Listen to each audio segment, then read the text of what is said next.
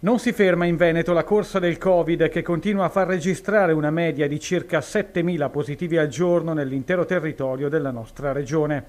Una situazione costantemente monitorata, specie in quelle province nelle quali i contagi sono maggiori.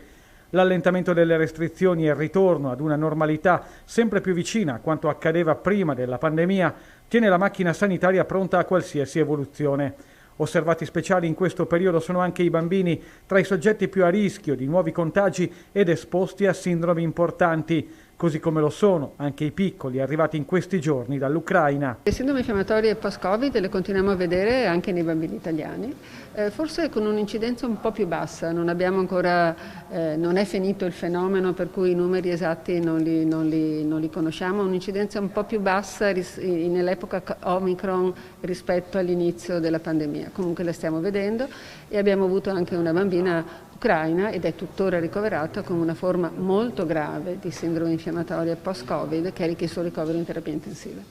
Padova, Treviso e Vicenza sono sempre al top nella poco esaltante classifica dei capoluoghi maggiormente toccati dai nuovi positivi.